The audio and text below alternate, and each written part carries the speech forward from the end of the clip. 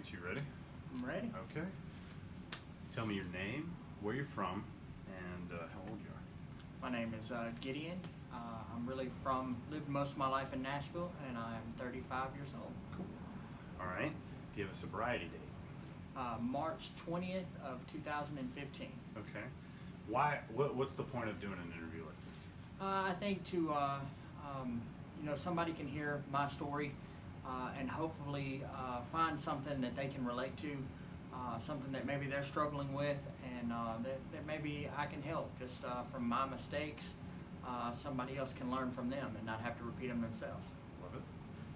All right, Gideon, tell us how you grew up, man. Well, I grew up, my mom and dad were divorced at a very early age. I kind of remember some of their arguments and stuff as a kid, and I remember my mom packing us up and we moved from Vicksburg to Nashville. My dad was he started me. I remember him teaching me the Lord's Prayer, and then after that I would be years at a time without seeing my dad, and I kind of developed a bit of a, I'm not quite sure the word, but kind of a hostility towards religion, towards church, and towards God. And, but my mom was she did an excellent job of raising me and my brother. It was a very happy childhood, and Cool. even though my dad wasn't there, had everything we needed. And Okay. yeah. Sweet. All right. So, as an addict, what drugs have you used? Well, I was kind of a late bloomer, at least as far as the rest of my environment. My brother had started, smoking weed and doing, drinking alcohol and things like that. Before I did, I was kind of I was around 16 or 17 before I started doing any of those things, which may not be a late bloomer compared to others, but, so it just kind of grew from there. It really just started off with getting high on marijuana and getting drunk, and then it escalated and grew into bigger things. So let's go ahead and talk about the progression. So where did you start? Where did it really end? Well, like I said, it really started with marijuana, and then I would drink occasionally. Both of my parents actually have had alcohol and addiction problems. Once I got started, I seemed like I was always chasing happiness through some kind of intoxicant.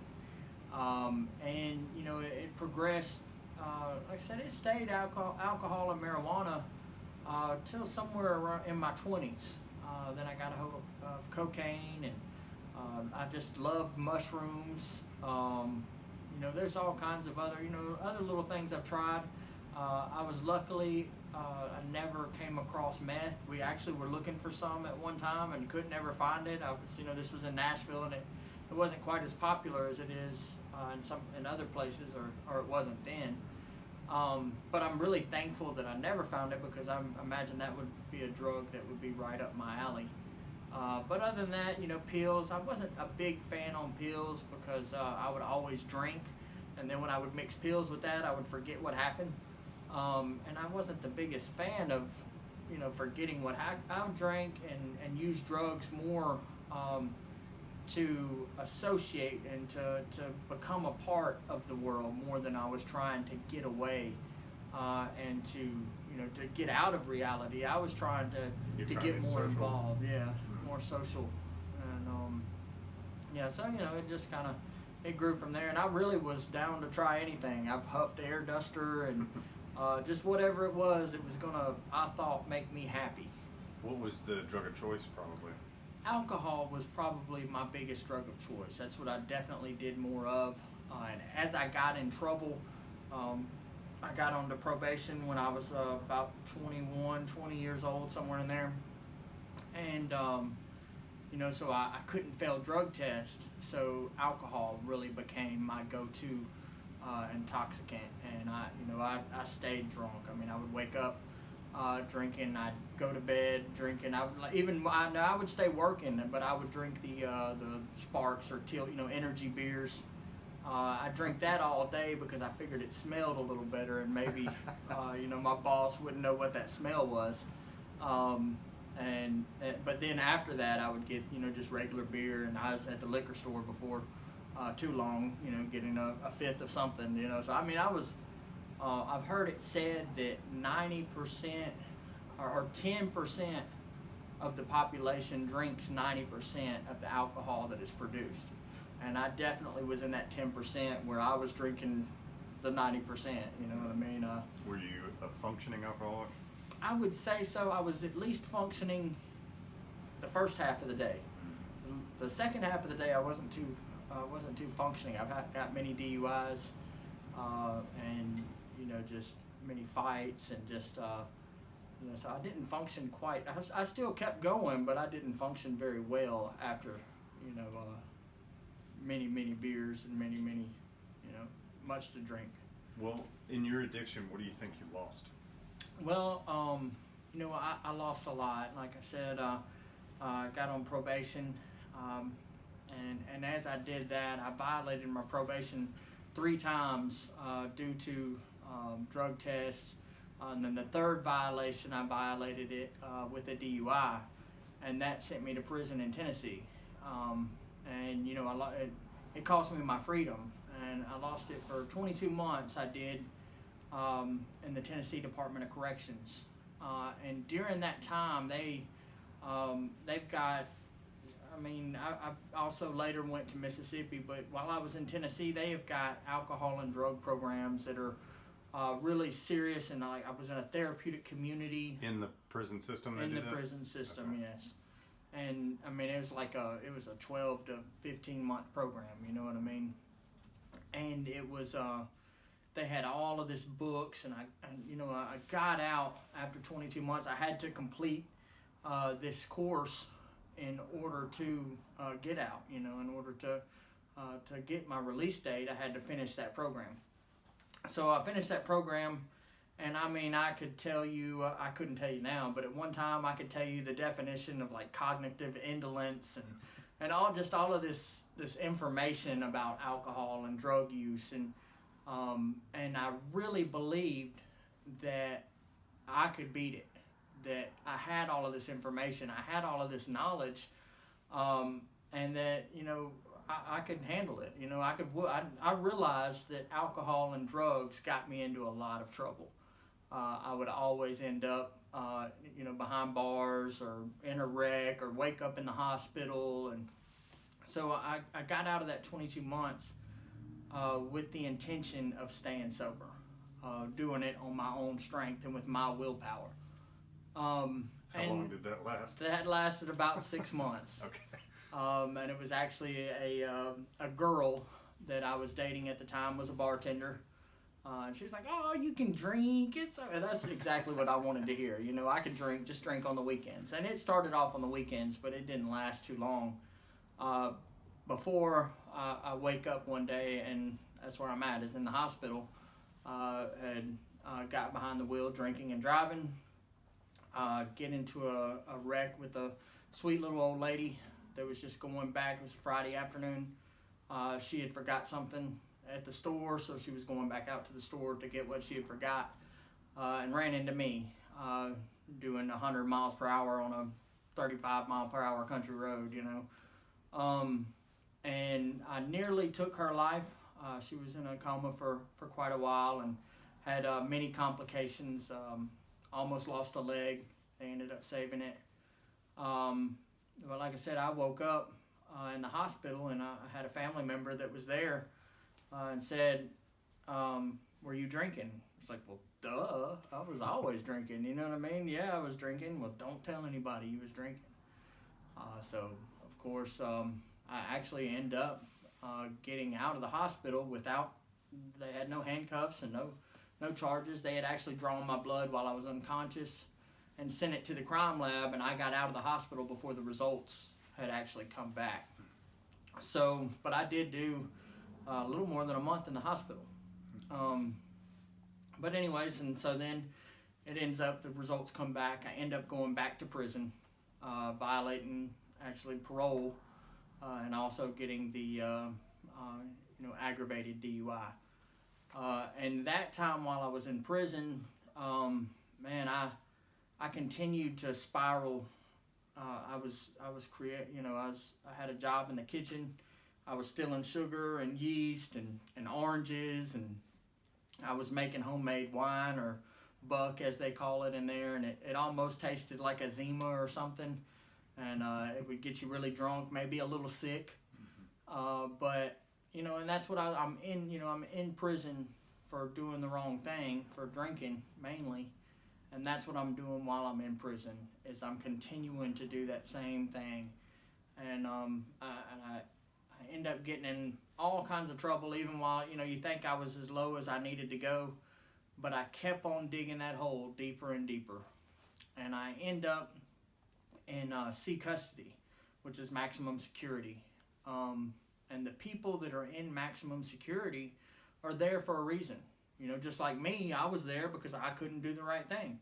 I was, fighting. I was doing drugs. I was making buck, and I was still, that I ended up doing 7 years. The first 3.5 years of that was just such a waste of time. I continued to try to get high and to do things like that. But like I said, I ended up in that maximum security, and I went into a zone, and the guy that I went onto the zone with, or into the cell, it was a 2-man cell, he had life without, was in there for capital murder, I believe it was, and had probably killed people while he was in prison. And I could tell it was a really rough, it was walking on eggshells, you know what I mean? I've never been the type to just let anybody handle me any kind of way, but I could tell that he was really hostile, and that it would be, that it could definitely be problems really easy. But I was smoking spice at this time, which is very popular in the prison system. And that stuff is, man, it's rough. At this time, in C custody, you can only get a $100 store every 2 weeks. So by the time the $100 store would come in, I would already owe it out. I'd owe $50 to one affiliation and $50 to the opposing affiliation. So I was straddling the fence, but I was doing it because this affiliation had my back because they wanted their $50, and this affiliation had my back because they wanted their $50. And the store would come and they'd, oh man, let them short me $10, and they did that all the time. You know what I mean? Now I've got to go and borrow $10 more because now I've got 2 affiliations that if I don't pay, they're coming for their money. But they never really would do anything to me because they wanted that $50 a piece every 2 weeks, and that's a lot of money in there. It doesn't sound like much now, but anyway, so, and I was in the situation that if I did not have drugs, that I was sick. I had diarrhea. I'd break out into cold sweats. Muscle weakness. That spice is, I've never had such a physical addiction to anything as I did to that. But like I said, I moved into that cell, and that's what I had. I had some money to get some spice, and that's the first thing I asked my rack partner. I was like, hey, can you get us some spice? Here, I got this $100, So he did that, and we stayed in that cell, and we would smoke, and that's the kind of stuff where you smoke it and you just kind of nod out, so to speak. And one day, as we were doing that, I hear a voice. I hear a voice that says, "Turn from your wicked ways and live right." And I hear it again, "Turn from your wicked ways and live right." I hear it again, "Turn from your wicked ways and live right." Now, I can admit I'm a little crazy, but I have never heard voices. And so when I hear this, I'm a little freaking out, and I'm like, man, what am I smoking, man? And so, like I said, I hear that over and over, and then I finally hear say it. And I just know that I'm supposed to say out loud, "Turn from your wicked ways and live right." It's just me and my rack partner in the room. Like I said, the guy with life without, never going to get out of prison, probably never out of maximum security. And so, but I don't want to say it. I'm like, man, he's going to think I'm crazy if I say that. And it's almost like the walls cry out, and it's just so deep. And I have no, turn from your wicked ways and live right. You know, so I say it, and later I found it's in the Bible, that, O thou son of man, I've set thee as a watchman over the house of Israel. When you hear the word from my mouth to warn the wicked from their wicked ways, then you speak out to warn the wicked. But if you do not speak out to warn the wicked from their wicked ways, that wicked man will die in his iniquity, but his blood I will require at your hand. So when I speak, turn from your wicked ways and live right, that you speak out for me, to warn them for me. You know, and I realize that that's exactly the same words that God had said to me I found in the Bible, where I was supposed to speak out. And I believe that message was not only for me, it was for him, and I believe it's for other people that I come in contact with. I believe that God has given me that message to share. But so once you heard that, and now you're on your way, so to speak. Tell me about, like, what was the process then of your healing? Like, how did that work? Right. Well, it took some time. You know, you think if you hear God's voice telling you to turn from your wicked ways, that you would just turn. You know what I mean? I've always said, well, God, you just tell me what to do, I'll do it. Well, I believe that was God telling me what to do, but I took it as, man, that was some good dope. I'm hearing voices, you know what I mean? So I went, let's get some more of that before it runs out. You know what I mean? And then go take that story a little further. As I was looking in the mirror one day, smoking a joint, and I see my right pupil gets real big, and it goes back small. And I look down, and now I say to myself, I got to quit smoking this stuff. It's going to mess up my eye. And now don't get me wrong, like I said, how sick I would get when I didn't want to smoke anymore. I was physically, and I didn't want to get drunk anymore. I realized where it got me. You know, I realized that, you know, I reaped the consequences for whatever it is that I sow. And I had a heart and I had the desire to do right. I just didn't have the strength to do it. You know, and before, where I thought that I could do it, I started to realize that I couldn't. Because when I wanted to do the right thing, I would do the wrong thing. You know, I wanted, even when I wanted to do the right thing, I would end up doing I was always chasing my tail and just never really getting anywhere. But you know, so the process continued on, and like I said, after I heard that, you know, I ended up getting in an altercation with that same guy, and he pulled a knife on me, and he ended up stabbing me in my right eye. And now every time, I don't know if you can see it in the camera right now, but my right pupil is bigger than my left eye. It used to be way, way bigger. You know, it used to be a lot more noticeable than it is today. It's actually started working for a couple hours. I was actually blind in my right eye, and I thought I had completely lost sight. I mean, it's a hard thing to think that you'll never see out of your right eye again. But luckily, the vision did come back. And then I still see that. You know, when I look in the mirror, I realize that, you know, God was warning me and God was showing me this. And I got sober in prison. Like I said, the first 3.5 years was such a waste. But the last 3 years, I had so much free time to get closer to God. And I really worked and built up that relationship with God. And, you know, I believe that He's got the power that I need. And you know, there was a time when I made a vow to God that I would not drink anymore. And, you know, I got out of prison, and like I said, I've been sober the last 3 years I was in prison. But I got out of prison with the mentality that I was a new creature. Old things would pass away and all things had become new. But I've come to understand that I made that vow to God, and God has given me a spiritual toolkit and things that I can do to fulfill that vow and to keep that vow. But I've got to do those things. I've got to work those steps. I say all the time too, you know, if I have been drinking every Friday night, for the past however many years, when I get off work, I go to a bar and I hang out. If I decide I'm going to quit drinking, I can't just every Friday night just go sit on the couch and twiddle my thumbs. I've got to replace that bad with something good. I've got to stay busy. Like I said, I drank and used drugs for companionship and for social reasons. To get closer to people. So then, what are some of those actions that you do? Right.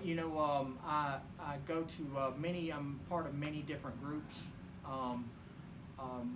Most of them are 12-step based, but there's many different ones that they've got different nights of the week, and I get involved. I don't just go and I try to. I think they say all the time, in order to keep it, you've got to give it away. I don't just go to get from those groups. I go to give to those groups. I go to to share my experience and my strength and my hope. That, like I say, hopefully I can help somebody else. Hopefully, I can't fix anybody. I can't, I say all the time, you can lead that horse to water. You can't make them drink, but I can show how it worked for me. And if somebody wants it, there is a way. There is things that we can do to have a much better chance of staying sober. And I just try to show others what it is I've been doing, what worked for me. Now, what worked for me may not work for somebody else, but there's something that will work for them. Nobody's hopeless. Nobody's without a chance. Well, what's life like for you today since you've taken on that, like the path of service? Well, life, it's just amazing. The Bible says it's better to give than receive. And that doesn't make any sense until I put it into practice. And I've learned, and just like one of Newton's laws, relativity, I guess, or every action has an equal or opposite reaction. And I don't just necessarily do all of these things to receive and to get, but the more I do, the more I put into anything, the more I get out of it. The more good I do, the more good comes back to me. Whether you call it karma, or reap what you sow, or whatever it is, it's just a natural principle. That the more work I put into anything, the more I receive back. So now, what do you think would happen if you decided to use again? Well, I know that at one time I had a problem calling myself an alcoholic. Like I said, I'm a new creature, old things have passed away, all things have become new. And I had a guy that was much wiser than me that said, okay, well, you can go out and drink again. If you're not an alcoholic, go drink normally then. It's like, well, no, I can't drink normally. Well, okay, well, what are you then? And I've come to understand that when I stopped the first time, and I stopped for, that I was in 22 months in prison, and 6 months after I got out, and I picked back up right where I left off. I believe that alcoholism is a progressive disease, or whether it be alcoholism, addiction, whatever it is, I'm not going to pick back up and start where I started at. I'm going to pick back up and start where I stopped at. And, just like I said, it was, it took me, I don't know how many years of drinking, 6 or 7 years of really drug use before I ended up in prison. But the second time I started drinking, it didn't take 6 months and I was in prison. And for 3 times as long, you know what I mean? I did 7 years that second time. So, and I know that if I was to start drinking, death is not far away. I know that I would for sure end up back in prison or in a hospital, or ain't no telling where I would end up, but I know that I would pick up right where I left off, and it wouldn't be anything good. So if you had any advice for somebody out there that is using drugs right now, what would it be? Well, I know that, like I said, I had a real resentment, I would say, against organized religion. And I know that some people are going to hear you say, well, God is the only way. And they're going to ruffle at that, and they're not going to want to hear that. I would have not have wanted to hear that at one time. You know, in some programs they talk about, you know, a power greater than yourself, God of your own understanding. And I've come to understand that as it's not, I don't think that you can just make up any God you want to make up. But I believe that, I know for me, the God that I heard of as a child, my faulty understanding of their God who they were trying to push is not the God I know today. The God that I understand, who I've developed a relationship with, is so different than the angry, mean God that I didn't want to hear about as a kid. You know what I mean? I didn't want any part of him because I know I was doing wrong. But the God I believe in today, all he wants is the best for me. But he gives me the freedom of choice to choose whether I want to do it his way or whether I want to do it my way. But that's, you know, you can't do it without God. You can do it. Don't get me wrong. Like I said, I was, you know, 2.5 years almost sober on my own strength. But I couldn't have continued for any length of time without God. And now that I've developed a relationship with God, and that's what it's all about, just develop your own relationship with God, and that's what'll keep you sober. Seek his way, you know, not what I want him to be like, not what I've heard he's like, but try to find out what he's like for yourself, and he's got the power to keep you sober. Love it. Cool. Okay. Is there anything else you want to add in there, man? One thing is no matter where somebody may be at today, they can be better tomorrow than they are today. And they can be better the day after that than they are tomorrow. It's all a growth process. None of us are going to be perfect. None of us are ever not going to mess up. That doesn't mean I have to mess up. Especially with my relationship with God, I believe greater is he that is in me than he is in the world. And I believe he gives me the strength, if I want it, to do things his way, to do the right thing. Do I believe I can live the rest of my life without sinning? I believe with his strength I could. Now, don't get me wrong, though. He gives me the option to choose my own path. And I may sin before the day's over with. But that doesn't mean I have to. It doesn't mean I have to do wrong. And but no matter where you're at, you can always, no matter what wrong choice you make, God has always got more choices and more options. And if I just choose his option, choose his way, then it always leads me up into a better and happier life than when I pick my way, which I think is going to make me happy. If it's against his way, I always end up with regret and pain and suffering instead of the goodness that he has for me. That's awesome. All right. Well, thank you. And cool.